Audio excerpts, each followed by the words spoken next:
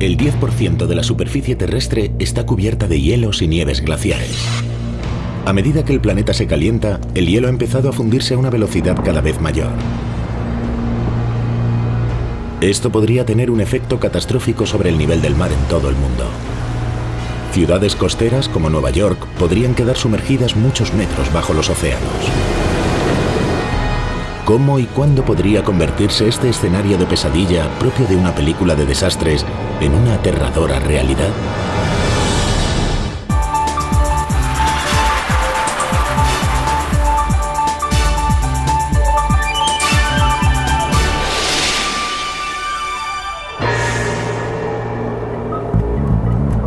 El mundo se está calentando. Los 12 años más cálidos jamás registrados han tenido lugar desde 1990, y las consecuencias de este calentamiento global podrían ser devastadoras.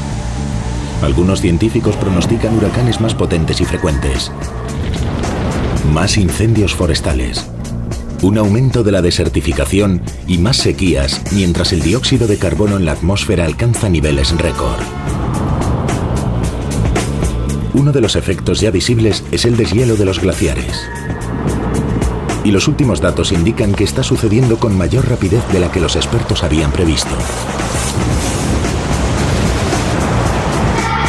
¿Cómo van a cambiar los glaciares las vidas de estos niños de 9 años en el futuro?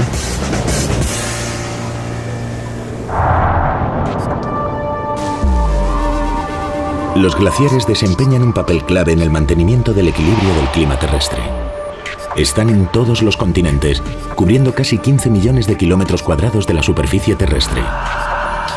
De todo el hielo de los glaciares de nuestro planeta, representado por estos cubos, más del 90% se encuentra en la Antártida. Aproximadamente el 8% está en Groenlandia. El 0,7% se encuentra en los glaciares de Norteamérica, Asia y el resto del mundo.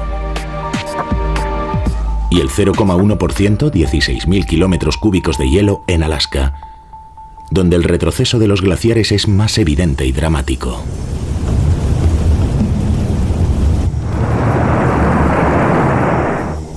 Esto es el Bahía Glaciar, situado en el extremo sudoriental de Alaska. Aquí el hielo se derrite a mayor velocidad que en ningún otro lugar del planeta. Bruce Molnia es un insigne glaciólogo experto en los glaciares de Alaska. Desde 1974 viene registrando los cambios experimentados por estos glaciares. Julio de 2006. Molnia vuelve un año más para llevar a cabo su trabajo de campo anual. Recoge evidencias de cómo responden los glaciares a los cambios climáticos.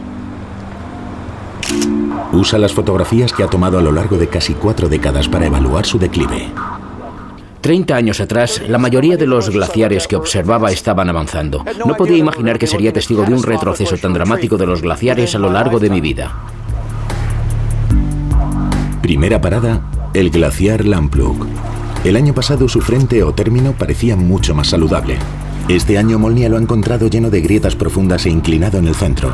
Varios torrentes formados por las aguas del deshielo corren a través del glaciar. Por lo que veo hoy aquí, es evidente que esta parte del glaciar ha cambiado y muestra todo tipo de evidencias significativas de un retroceso imparable.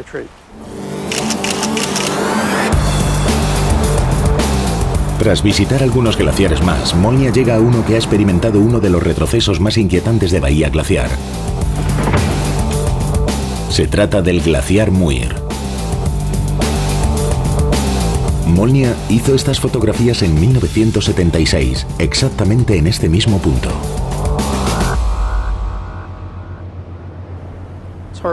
Cuesta creer que sea el frente externo del mismo glaciar. No podría relacionar las dos imágenes. El cambio es evidente. En 25 años y debido al cambio climático, el glaciar Muir ha pasado de ser la atracción número 1 a ser el vestigio de un glaciar. Molnia baja a tierra. De cerca es aún peor de lo que había pensado. 2 grandes corrientes atraviesan el glaciar, indicando un deshielo sustancial. Los témpanos que bajan saltando por el canal de agua proceden de la parte inferior del glaciar.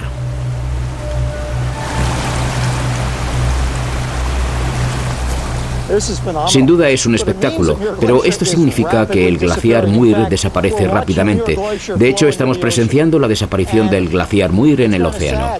Es muy triste estar aquí parado viendo cómo desaparece un viejo amigo. Todos los datos, reunidos meticulosamente por Molniak, conducen a una lúgubre conclusión. Sus investigaciones, al igual que las de sus colegas, le hacen concluir que la gran mayoría de los grandes valles glaciares de Alaska están menguando y en retroceso. Aquí la velocidad a la que retroceden es la más alta registrada en todo el planeta.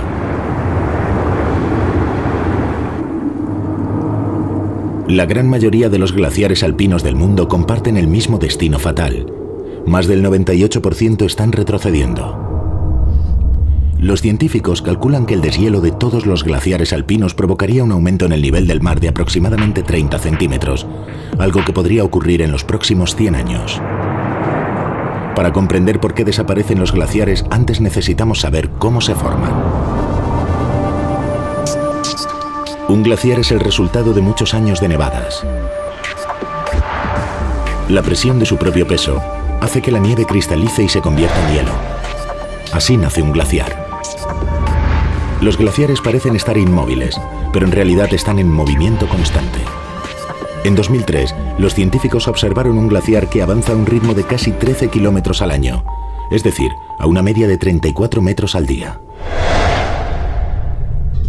Los glaciares, debido a la fuerza de la gravedad, se deslizan por la pendiente.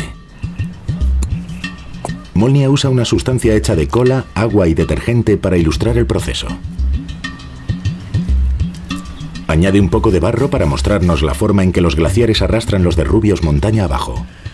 Los glaciares se conducen de una forma muy parecida a la de los ríos. Cada uno se mueve a una velocidad diferente dependiendo de su rampa. De hecho, también se los conoce como ríos de hielo. La velocidad a la que se desplaza un glaciar determina la velocidad a la que el hielo llega al océano y se convierte en iceberg. Un glaciar es como una cuenta bancaria. Si cae más nieve sobre el glaciar de la que se funde, entonces su crédito aumenta y crece. Sería un glaciar sano. Si recibe menos nieve de la que se derrite, el glaciar entra en pérdidas y desaparece. Sería un glaciar enfermo. El deshielo que los científicos están observando actualmente en todo el planeta es el más importante ocurrido en 12.000 años. Una de las razones por la que hay tantos glaciares enfermos hoy en día tiene que ver con la temperatura. La temperatura global media se ha incrementado 1 grado centígrado a lo largo del último siglo. Pero el incremento de la temperatura no ha sido uniforme en todo el planeta. El calentamiento global no es tan sencillo como puede parecer. El calor circula por todo el globo, desde el ecuador a los polos, a través de las corrientes oceánicas y de los frentes atmosféricos. Es como intentar calentar una habitación vacía. Encendemos el fuego y esperamos que el calor caldee el aire. La temperatura es diferente en toda la habitación. El aire cálido asciende, por lo que el techo se calienta más que el suelo. Las esquinas se calentarán más lentamente debido a que el aire cálido no llega hasta ellas con tanta facilidad. También resulta más sencillo calentar un lugar frío que uno caliente. Si aportamos calor a un clima frío, su temperatura se elevará rápidamente. Cuanto más cálido sea un lugar, más energía perderá, por lo que es más difícil elevar la temperatura en un lugar cálido que en uno frío. Y existe otro elemento en juego. La Tierra se calienta más rápido que el agua. El océano necesita mucho más calor para calentarse que la Tierra. Las olas mezclan constantemente las aguas superficiales con las aguas más frías de las profundidades. Cuando la superficie terrestre se calienta, parte de ese calor se transmite al suelo, pero la mayor parte va al aire. Dado que el hemisferio norte contiene la mayor parte de la masa terrestre del planeta, las temperaturas aumentan más deprisa en el norte que en el sur. Así, en el último siglo, la temperatura en el Himalaya se ha incrementado en 0,5 grados centígrados. En Alaska, la temperatura media ha aumentado 2 grados centígrados en la mitad de tiempo. Uno de los mayores incrementos de temperatura se ha producido en el extremo del hemisferio norte, en el sudeste de Groenlandia. La temperatura media se ha incrementado espectacularmente, 3 grados centígrados en tan solo 20 años. Después de la Antártida, es Groenlandia donde se encuentran la mayoría de los glaciares continentales que aún existen en el planeta. El 8% de estos cubos, que representan todos los glaciares del mundo, se encuentran en Groenlandia. Con aproximadamente 1.800.000 kilómetros cuadrados, el glaciar continental de Groenlandia tiene una extensión similar a la de México. Aquí hay tanto hielo que si se derritiera todo provocaría un aumento en el nivel del mar de 7 metros. También aquí los científicos están empezando a descubrir la magnitud del deshielo. En 2006, los científicos usaron satélites para calcular la velocidad a la que avanzaban los glaciares de Groenlandia. Los resultados fueron sorprendentes. En 1996, los glaciares de Groenlandia perdieron casi 91,5 kilómetros cúbicos de hielo. En 2006 perdieron algo increíble, 220 kilómetros cúbicos. La velocidad de deshielo en Groenlandia se había doblado en tan solo 10 años. Los científicos han descubierto que los glaciares no solo se funden, también se mueven a mayor velocidad. Están atrapados en un círculo vicioso. A medida que los glaciares se calientan y derriten, el agua se acumula en la superficie y se filtra hasta llegar a la roca madre. La fina capa de agua que se forma actúa a modo de lubricante, por lo que el glaciar se desliza sobre la roca con mayor facilidad y velocidad. Es como patinar sobre hielo. Conforme el patinador se desliza por la superficie, la cuchilla derrite el hielo formando una fina capa de agua. Al igual que ocurre con el glaciar, ese lubricante facilita el movimiento de la cuchilla por el hielo. Pero Groenlandia no es el único lugar donde los glaciares están acelerándose. El casquete de hielo de la Antártida contiene 29 millones de kilómetros cúbicos de hielo. Existen nuevas evidencias de que aquí también se está produciendo una aceleración. El deshielo total provocaría un aumento en el nivel del mar de 70 metros, cambiando la Tierra tal y como la conocemos. El calentamiento global está derritiendo los glaciares de todo el mundo. La consecuencia, el aumento del nivel del mar. ¿Afectará pronto este fenómeno a nuestras vidas? Para los científicos, la complejidad en la forma en que los glaciares responden al calentamiento global significa que no hay respuestas sencillas. Pero algunos hechos dramáticos en el continente más remoto del planeta les han proporcionado algunas pistas nuevas. Más del 90% de estos cubos, que representan el hielo de todos los glaciares del planeta, están en el continente de hielo, la Antártida. Con una extensión similar a la de México y Estados Unidos juntos, la Antártida contiene más de 29 millones de kilómetros cúbicos de hielo. Las placas de hielo que hay aquí se cuentan entre los glaciares más grandes del planeta. El glaciólogo austríaco Helmut Roth fue testigo de un hecho que cambió la idea que tenían los expertos acerca de la velocidad a la que un glaciar puede fundirse.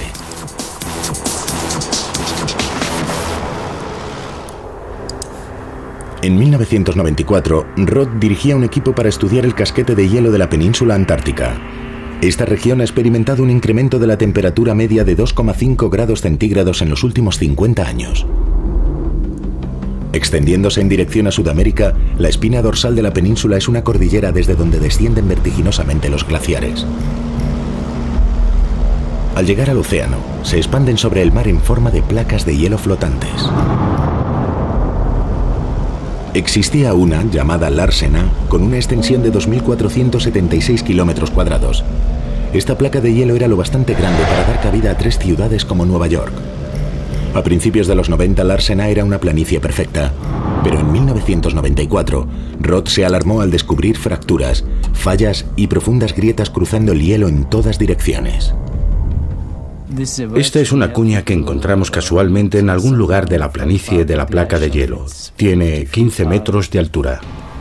Roth no sabía que esas expresivas esculturas serían las precursoras del colapso de la placa. Las grietas nos dieron una idea, pero nunca imaginamos que la placa de hielo desaparecería por completo al cabo de 2 meses.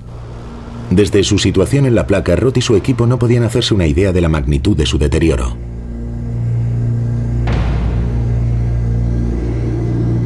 Las altas temperaturas habían provocado el deshielo de la superficie. Las áreas azules en esta imagen de satélite muestran cómo el agua se acumula en las llamadas charcas de deshielo en la superficie de la placa. El agua, producto del deshielo, se filtra a través del hielo debilitando su estructura. De vuelta en Austria, Roth siguió observando Larsena vía satélite. En enero de 1995 llegó el verano antártico.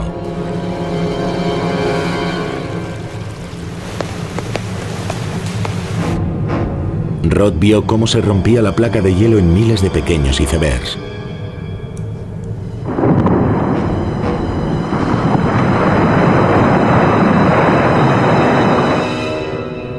Ocurrió en tan solo 3 días.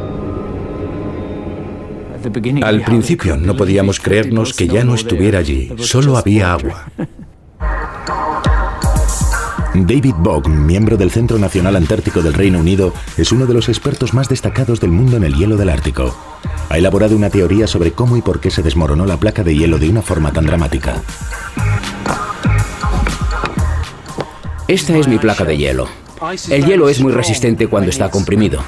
Una placa de hielo funciona así.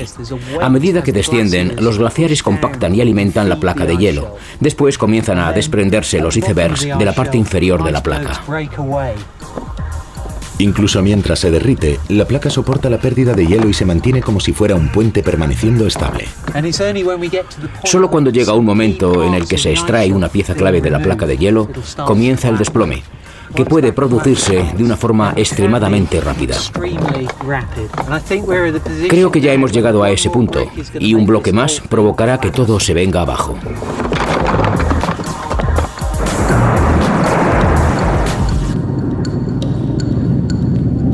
Investigaciones recientes atribuyen directamente el desplome del Larsen a las emisiones de dióxido de carbono y el calentamiento global. Los científicos no esperaban que el colapso del Larsen A aumentara el nivel del mar. El hielo a la deriva desplaza un volumen de agua igual al volumen de hielo que contiene. Pero una década después, las consecuencias del colapso del deshielo de una placa de hielo vecina aumentarían el nivel del mar. Larsen A tiene un hermano gigante. Con una superficie aproximada de 3.367 kilómetros cuadrados, Larsen B es casi tan grande como Rhode Island en Estados Unidos. En enero de 2002, tras un verano inusualmente cálido en la península antártica, Larsen B también se desintegró.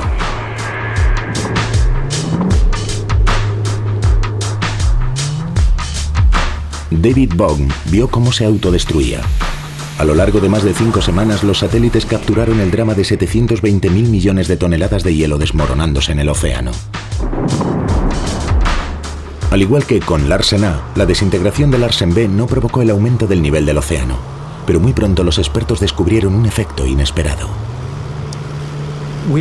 Aprendimos muchas cosas de Larsen A, pero aún aprendimos mucho más de Larsen B, debido a que las imágenes del satélite y los datos del satélite eran mucho mejores.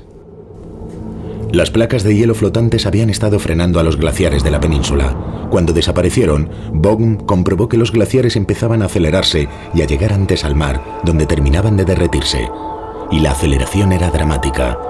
También descubrió que algunos glaciares se desplazaban 8 veces más rápido que antes de que se desintegrara Larsen B. A diferencia de las placas, cuando los glaciares continentales llegan al mar y se derriten, provocan un aumento en el nivel del mar. Bohm calcula que si se derritieran todos los glaciares de la península, el nivel del mar aumentaría 25 centímetros. Pero lo que realmente preocupa a los científicos es lo que está ocurriendo en el oeste. Si la península antártica es el entremés, el Antártico Occidental es el plato fuerte, dado que es una placa mucho más grande.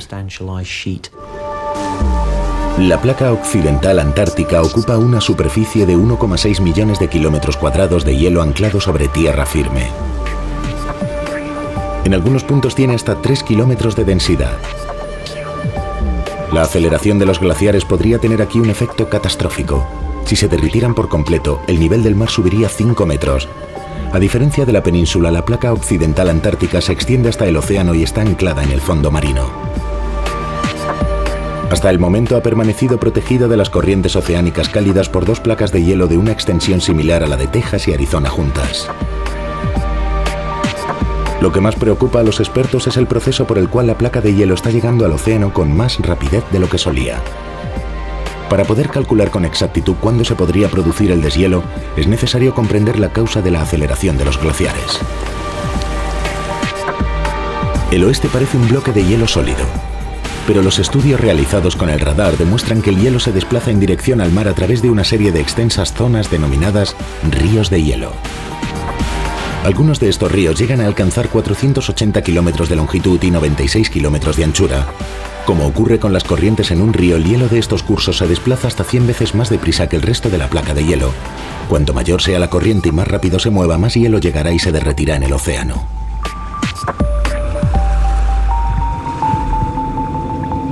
Los científicos usaron los datos de los satélites para calcular la velocidad de los ríos de hielo del occidente ártico, pero sus investigaciones se centraron fundamentalmente en las grandes placas de hielo, hasta que en el año 2003 se produjo la gran sorpresa. Ninguno de nosotros había estado observando el otro tercio de la placa de hielo occidental antártica que desapareció en el mar de Amundsen. Más tarde conseguimos datos del satélite y esos datos nos confirmaron que habíamos estado buscando en los lugares equivocados. Este es el glaciar Isla de los Pinos. Mide 200 kilómetros de longitud por 30 kilómetros de anchura y es el glaciar de la Antártida que se desplaza a mayor velocidad. Las líneas en esta imagen de satélite muestran cómo se adentra en el mar. En 2003, los científicos comunicaron que avanzaba casi 3 kilómetros al año. Su velocidad se había incrementado un 22% en tan solo 2 décadas. En 2006 descubrieron que la tasa de aceleración del glaciar de Isla de los Pinos se había incrementado un 30%. Los científicos desconocen si proseguirá incrementándose de esta forma drástica su velocidad. Pero el 10% de la placa de hielo occidental antártica alcanza el mar a través del glaciar de Isla de los Pinos. Un nuevo incremento en su velocidad podría tener consecuencias definitivas para toda la placa de hielo y, por consiguiente, para el aumento del nivel del mar. Si toda la placa occidental se derritiera, el nivel de los océanos subiría 5 metros. Estos últimos datos preocupan enormemente a Bogham.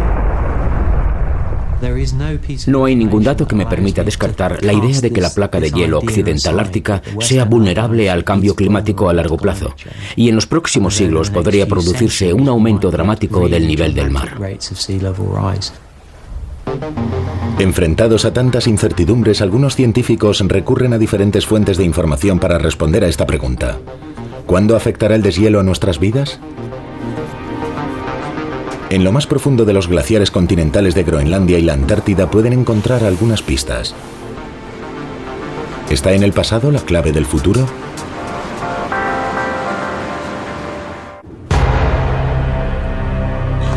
Los glaciares guardan en sus hielos más de 21 millones de kilómetros cúbicos de agua dulce. Si todo ese hielo se derritiera, el nivel de los océanos se elevaría más de 75 metros. ¿Qué significaría eso para la tercera parte de la población mundial que vive próxima a la costa? Este es el edificio Flatiron, uno de los iconos de Nueva York. Tiene 21 pisos y mide 87 metros de altura. Si solo se fundieran los glaciares alpinos, el nivel del mar aumentaría aproximadamente 30 centímetros. Si usamos el Flatiron como una enorme vara de medir, esto es lo que sucedería. A medida que progresara el deshielo, Groenlandia aportaría 7 metros. Y la placa de hielo occidental antártica, 5 metros. El edificio Flatiron quedaría inundado hasta la tercera planta. Los científicos han calculado la cantidad exacta de agua implicada, pero para saber el cuándo, necesitan buscar en el pasado.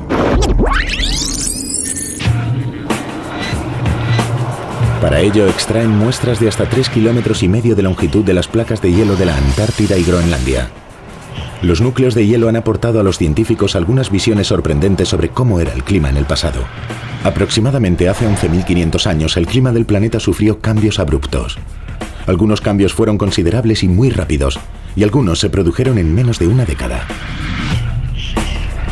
En el Laboratorio Nacional de Núcleos de Hielo de Denver, Colorado, se guarda una colección de núcleos de hielo. El doctor Richard Ailey, glaciólogo de la Universidad Estatal de Pensilvania, busca respuestas en el hielo.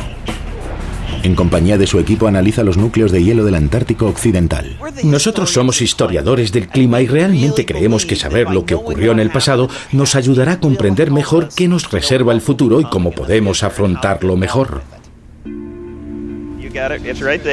Ailey quiere saber cómo afectaron en el pasado las temperaturas al movimiento de las placas de hielo. Un desplazamiento más rápido indica un incremento en la velocidad del deshielo.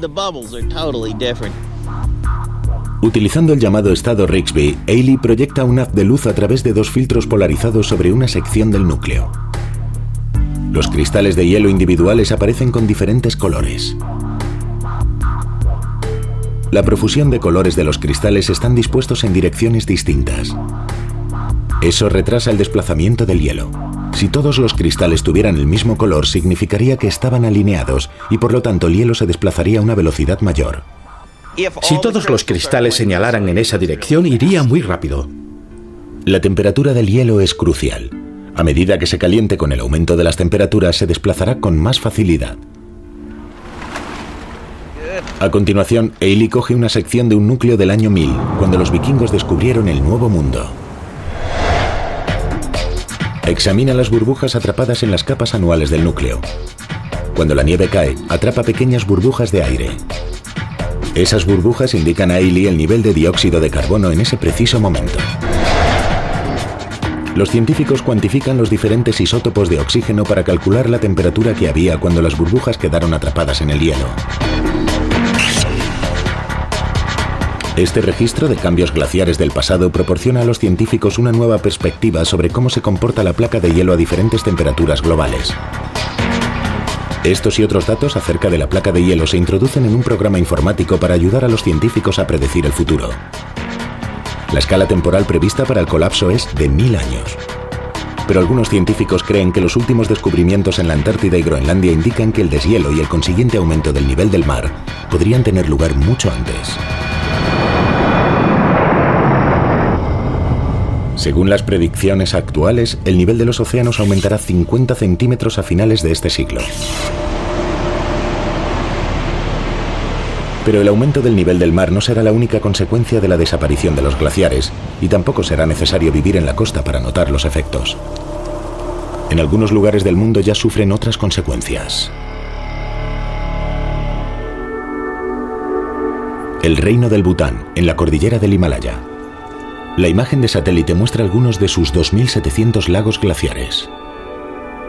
Los lagos glaciares son aparentemente como cualquier otro lago, pero son producto del agua acumulada a consecuencia del deshielo en diques naturales tras el retroceso de los glaciares. Este dique o morrena se forma durante el avance del glaciar y alcanza su posición final, al igual que una máquina excavadora acumulando materiales. El problema es que la morrena o dique natural es muy inestable. Una avalancha de rocas o los bloques de hielos desprendidos del glaciar pueden provocar una avalancha. La ola resultante podría ser lo bastante fuerte como para romper el dique y provocar una inundación catastrófica. Los científicos denominan a este fenómeno inundaciones o avalanchas glaciares.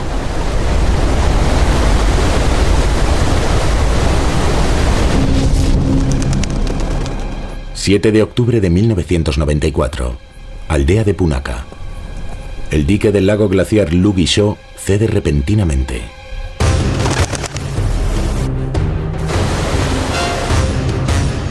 Lanza 18 millones de metros cúbicos de agua al río Po Chu, que viaja en 80 kilómetros río abajo. Una avalancha de 5 metros de altura de rocas, fango y árboles alcanza Punakha a las 6 de la madrugada, sin previo aviso. Los árboles desnudos de ramas se transforman en enormes arietes, destruyéndolo todo a su paso.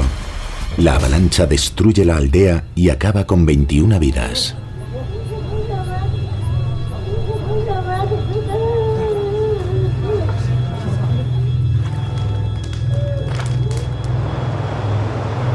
El Dr. John Reynolds es un glaciólogo británico que investiga las avalanchas del pasado para intentar predecir su posible frecuencia en el futuro. Ha descubierto un depósito de árboles y cantos rodados, resultado de una avalancha enterrado bajo una colina. Reynolds no tiene ninguna duda de que en el pasado una avalancha de grandes dimensiones asoló la región. Parece que hemos encontrado los restos de un viejo tronco rodeado de todo tipo de materiales fluviales, como esos cantos puntiagudos diseminados por aquí. Hay muchos, y también hay grandes cantos rodados. Todo indica que hemos encontrado los restos de un antiguo depósito fluvial. Igualmente, sus investigaciones sugieren que las avalanchas glaciares son una amenaza cada vez mayor en el Himalaya. Hemos descubierto que en los años 50 se producía una avalancha cada 10 años. En los años 90 se producía una cada 3 años. En el año 2010 calculamos que se producirá una avalancha al año.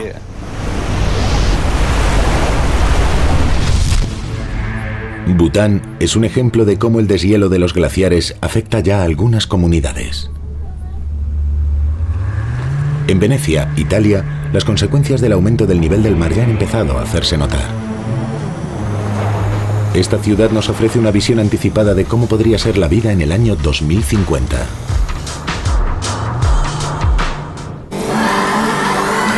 Estos son los niños de hoy. ¿Qué aspecto tendrá el mundo cuando cumplan 50 años? Según las últimas previsiones, el nivel del mar habrá subido 4 centímetros a finales de siglo. Venecia, Italia. Es un llamativo ejemplo práctico del impacto que el aumento del nivel del mar podría tener sobre una ciudad y sus habitantes. Venecia se alza sobre una serie de pequeñas islas dentro de una laguna en la costa adriática del norte de Italia. Laura Carbognin, especialista en geoestadística, investiga la historia y la secuencia temporal del aumento del nivel del mar en Venecia. Durante el siglo XX el aumento del nivel está bien documentado, pero para remontarse al pasado, hace 300 años, Carbognin usa una novedosa fuente histórica. Estos cuadros del siglo XVIII fueron creados usando una cámara oscura. Son tan precisos como una fotografía actual y muestran cómo hace 300 años los escalones y otros detalles estaban sumergidos. Están completamente destruidos. En tan solo 3 siglos, que no es un periodo muy largo, pero el impacto es realmente tremendo. Venecia ya está viviendo con 2 centímetros de agua de más, la mitad debido al aumento del nivel del mar y la otra mitad al hundimiento natural. Y eso no es todo. La plaza de San Marcos es el punto más bajo de la ciudad. Está a tan solo 6 centímetros sobre el nivel del mar. Unas 7 veces al año la marea inunda la plaza por completo, sumergiéndola bajo 1 metro de agua. Esas inundaciones hacen la vida muy difícil. Más de 85.000 personas han abandonado la ciudad en los últimos 100 años. Los venecianos que siguen aquí son verdaderos estoicos. Siguen manteniendo una buena alianza con el agua. Siguen considerando que el agua es un elemento esencial en sus vidas. Se ven obligados a abandonar los pisos bajos de sus casas y a subir las aceras de la ciudad. En el verano de 2006, las escalinatas del muelle de San Marcos tuvieron que ser levantadas 20 centímetros. Existe también un gran proyecto en construcción en la actualidad, el proyecto MOSE. 79 compuertas dispuestas sobre el fondo del mar cerrarán las 3 entradas principales del Adriático a la laguna. Cuando el agua suba 1 metro, las compuertas se llenarán de aire y se alzarán creando una barrera que impedirá el paso del mar.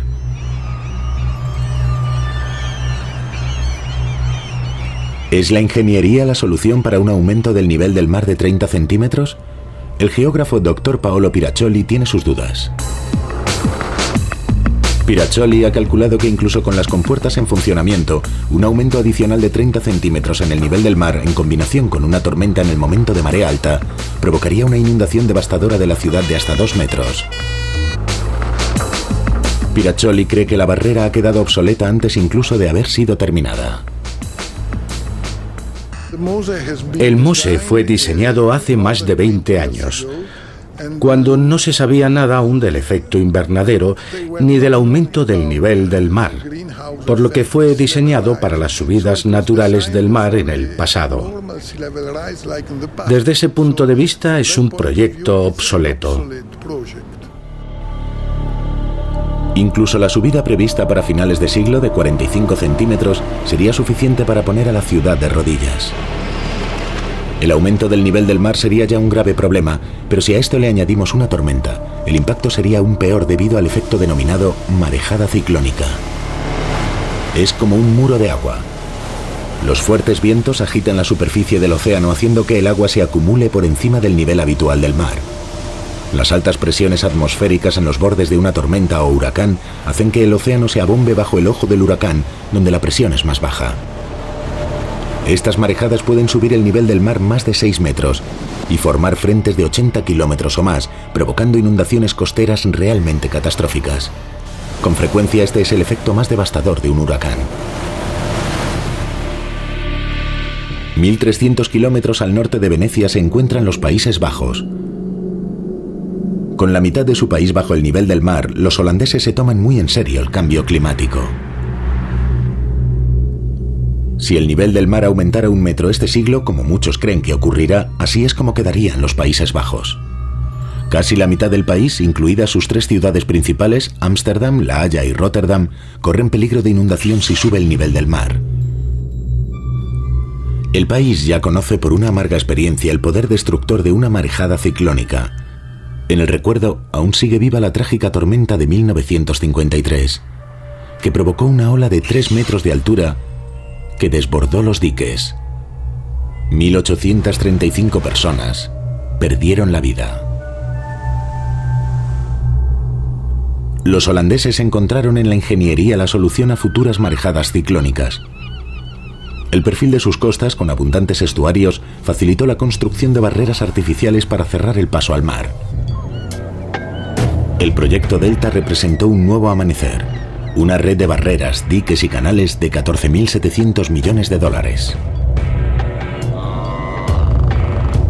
Muchos consideran a este dique, situado en la desembocadura oriental del río Escalda, la octava maravilla del mundo. Sus 62 compuertas forman una barrera de 3 kilómetros que domina el estuario. Se cierran cuando amenaza tormenta. Más al norte, la barrera Maesland protege a 1 millón de personas y al puerto de Rotterdam. Dominando de un extremo a otro, sus 2 imponentes compuertas blancas son casi tan largas como la Torre Eiffel de París. Las compuertas de 21 metros de altura están diseñadas para contener tormentas marinas de hasta 3 metros por encima del nivel habitual del mar. Pero por muy altas que sean las defensas, el nivel del mar sigue creciendo. Y no en todas partes es posible construir barreras artificiales.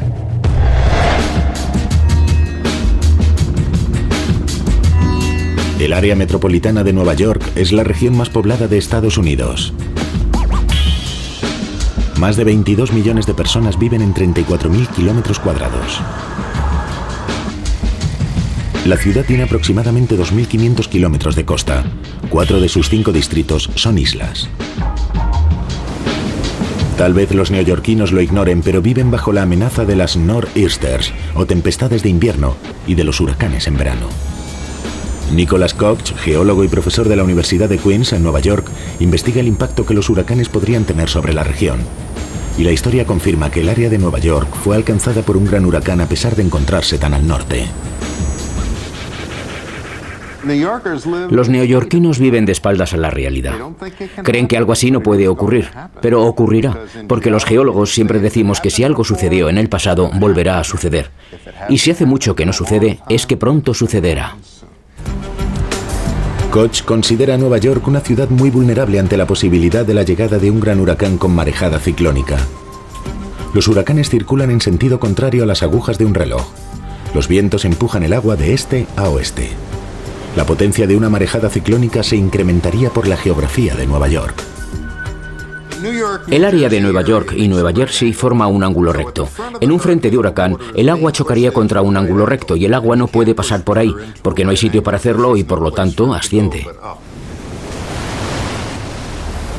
Koch ha encontrado en el pasado una aleccionadora historia que muestra el daño devastador que podría provocar un huracán aun cuando no aumentara el nivel del mar.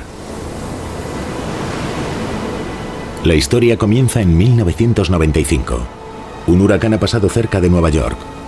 Koch sabe que las olas han debido causar algunos daños y envía a sus alumnos de geología a la playa de Rockaway, en el distrito de Queens, a ver qué es lo que descubren. Hoy tenemos a la tormenta tropical Beryl enviando estas olas que han arrastrado la arena de la playa, dejando al descubierto los estratos que se ocultan debajo. Las condiciones de hoy son prácticamente idénticas a las del día de nuestro hallazgo. Lo que encontraron forma una extraordinaria colección de trozos de muñecas, quinqués, trozos de porcelana y cristal. Es evidente que son antiguos. La marca de la porcelana es de 1890. Koch no tiene ni idea de dónde proceden. Estudia viejos mapas y periódicos, hasta que finalmente descubre una historia asombrosa. La noche del 24 de septiembre de 1893, un huracán de categoría 2 alcanzó la región de Nueva York, provocando una tempestad tan potente que hizo desaparecer una isla situada frente a la costa de Rockaway. Yo, que nací y me crié en Nueva York, no tenía ni idea de que había una isla frente a Rockaway. Conforme avanza en sus lecturas, Koch descubre que no se trataba de un banco de arena aislado. La isla de Hog era uno de los lugares favoritos de los neoyorquinos al que solían ir a comer, beber y divertirse. Medía 1,5 kilómetros de longitud. Era la versión siglo XIX de los Hamptons. Aquel día desapareció para siempre. El huracán llegó de noche y no murió nadie. Si el nivel del mar sube y hay una tempestad, otras islas podrían desaparecer.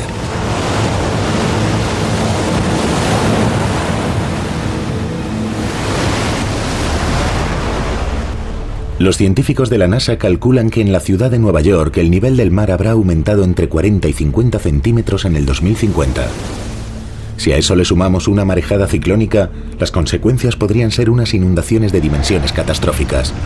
Y la evacuación de esta ciudad sería muy difícil, con millones de personas intentando salir. La doctora Cynthia Rosenzweig del Instituto Goddard de la NASA para Estudios Espaciales hizo esas predicciones en el 2006 y ha identificado las zonas claves de mayor riesgo. Muy bien, José. En marcha. Rosenzweig se dirige al Bajo Manhattan, el centro financiero del país. Su primera parada, la zona cero. Bien, bajemos a echar un vistazo.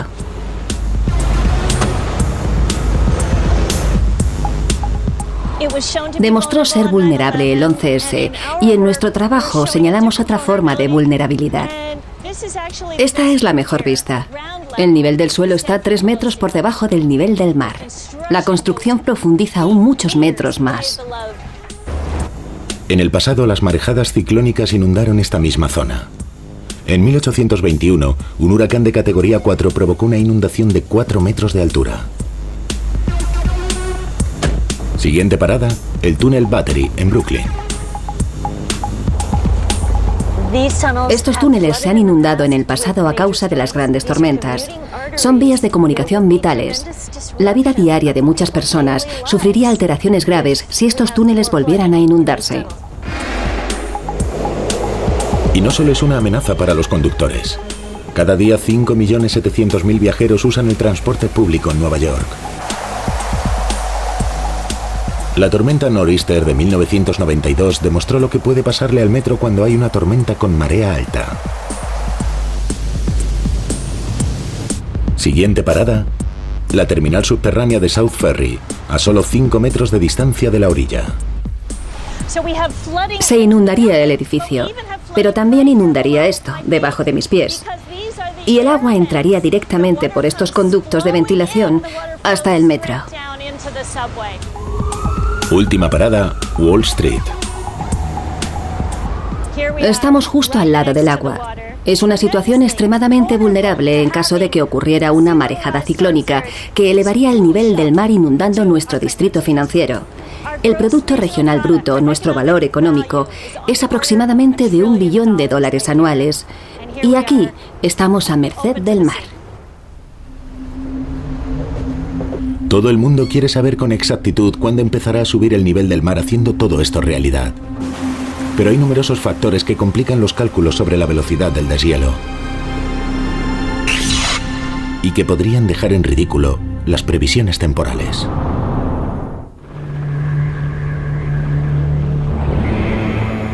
Los más destacados científicos tratan de responder a la gran pregunta: ¿cuándo se verán afectadas nuestras vidas por el deshielo de los glaciares? Nuestros hijos y nosotros mismos nos enfrentamos a finales del presente siglo a un aumento de 50 centímetros del nivel del mar. Pero existe otro proceso en marcha que podría hacer que esas predicciones resultaran ingenuamente optimistas. Se trata de un mecanismo de retroalimentación basado en el principio del albedo, según el cual los colores pálidos reflejan el calor, mientras que los colores oscuros lo absorben. El Dr. Richard Ailey, glaciólogo de la Universidad de Pensilvania, nos explica este principio usando coches y polos. Hace una bonita y soleada mañana en Denver, casi tórrida. Ya tenemos los polos y vamos a ver lo que pasa. El coche blanco representa la superficie terrestre cubierta de hielo. Refleja el sol y tiene por lo tanto lo que se denomina un albedo alto. El coche negro, la tierra o el océano, es oscuro, de forma que absorbe la energía del sol y se calienta de forma más rápida. Tiene un albedo bajo. Los polos representan a los glaciares que se derriten. En mi bolsillo llevo un reloj de los de toda la vida. Vamos a ver cuánto tardan en derretirse los polos sobre los coches.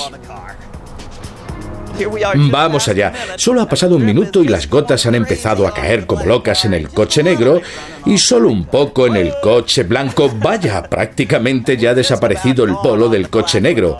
Aún queda un poco de polo.